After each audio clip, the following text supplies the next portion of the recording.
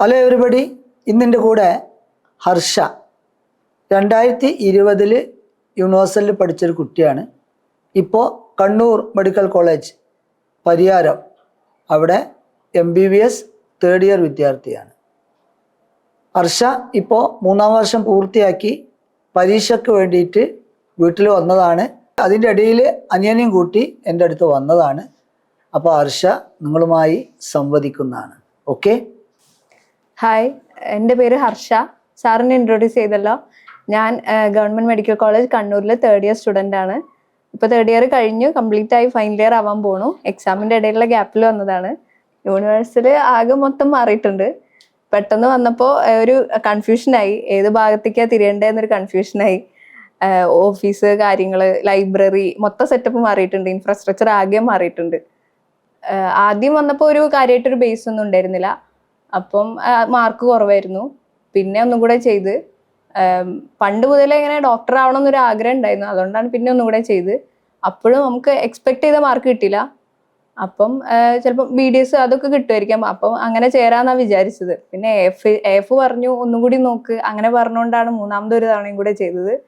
അപ്പം എന്തായാലും കിട്ടി. ആദ്യത്തെ വർഷം ഡേ സ്കോളർ ആയിരുന്നു. ലാസ്റ്റ് ഞാൻ ഹോസ്റ്റലിൽ നിന്ന് തുഷാരയിലുണ്ട്. നമുക്ക് അവിടെ ആകെ സമയം പഠിക്കാൻ മാത്രമേ ഉള്ളൂ, വേറെ ഒന്നിനും സമയമില്ല.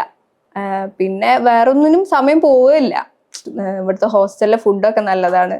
പിന്നെ AFന്റെ കുറച്ച് ചിട്ടവട്ടങ്ങൾ ഉണ്ടായിരുന്നു. അത് നമ്മൾ അന്നൊക്കെ ഭയങ്കര ബുദ്ധിമുട്ടിയാണ് ഫോളോ ചെയ്തത്.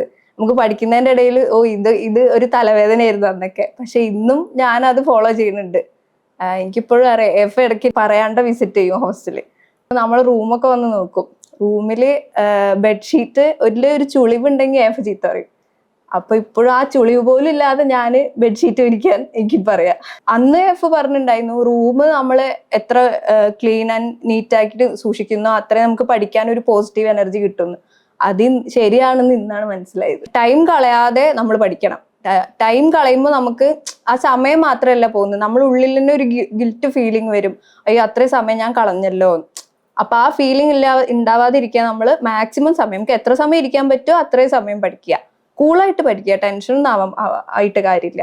മലപ്പുറം ജില്ലയിലെ അല്ലെങ്കിൽ കേരളത്തിൽ തന്നെ ഏറ്റവും നല്ലൊരു എൻട്രൻസ് കോച്ചിങ് സെന്ററാണ് യൂണിവേഴ്സൽ ഇൻസ്റ്റിറ്റ്യൂട്ട്. പണ്ടത്തെ പോലെ അല്ല, ഇപ്പോൾ കുറച്ചുകൂടി മെച്ചപ്പെട്ടു എല്ലാത്തിന്റെ കാര്യത്തിലായാലും. ഇൻഫ്രാസ്ട്രക്ചർ ആയാലും ഫാക്കൽറ്റീസ് ആയാലും എല്ലാം. പിന്നെ ഇവിടുത്തെ പ്രത്യേകത എന്ന് പറഞ്ഞാൽ, ഇവിടെ എത്ര കുട്ടികളുണ്ടോ എന്നുള്ളത് ഒരു വിഷയമല്ല. ഓരോരുത്തരെയും നോക്കിയിട്ട് മോണിറ്റർ ചെയ്യാൻ ഇവിടുത്തെ ഫാക്കൽറ്റീസ് ആയാലും AF സാർ ആയാലും മോണിറ്റർ ചെയ്യും. നമ്മളെ പ്രശ്നങ്ങൾ സാറടുത്ത് പറയാ, അല്ലെങ്കിൽ സാർ ഇങ്ങോട്ട് നമ്മളടുത്ത് സംസാരിക്കും. എങ്ങനെ പറഞ്ഞാലും എൻട്രൻസ് പീരീഡ് എന്ന് പറഞ്ഞാൽ ഒരു ക്രൂഷ്യൽ ടൈം തന്നെയാണ്.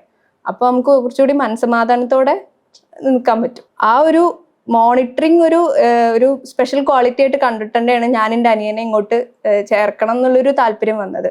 പ്രത്യേകിച്ച് ഇപ്പം +2 കഴിഞ്ഞിട്ട് ഒരു ഐഡിയ ഒന്നുമില്ല, ഇനിയിപ്പം എന്ത് ചെയ്യണം, എന്ത് പഠിക്കണം എന്നൊരു ഐഡിയ ഒന്നും ഇല്ലാത്ത ഒരു ആൾക്കാർക്ക് കുറച്ച് നല്ലതാണ് യൂണിവേഴ്സിൽ. കുറച്ചൊരു എന്താ പറയാ, എങ്ങോട്ട് തിരിയണം എന്നുള്ളൊരു ട്രാക്ക് ഉണ്ടാക്കി കൊടുക്കും. ആ ഒരു ഉറപ്പുള്ളതുകൊണ്ട് തന്നെയാണ് ഞാൻ ഇങ്ങോട്ട് ഒന്നുകൂടി വന്നത്. 2 വർഷം നന്നായി വർക്ക് ചെയ്യുക, PGക്കൊക്കെ പോകണം. ഓക്കെ. അങ്ങനെ നല്ലൊരു സൂപ്പർ സ്പെഷ്യലൈസ്ഡ്, നാടിനും സമൂഹത്തിനും ഒക്കെ കുടുംബത്തിനൊക്കെ ഉപകാരപ്രദമായ ഡോക്ടർ ആവട്ടെ ഞാൻ ആശംസിക്കുകയാണ്. ഓക്കെ.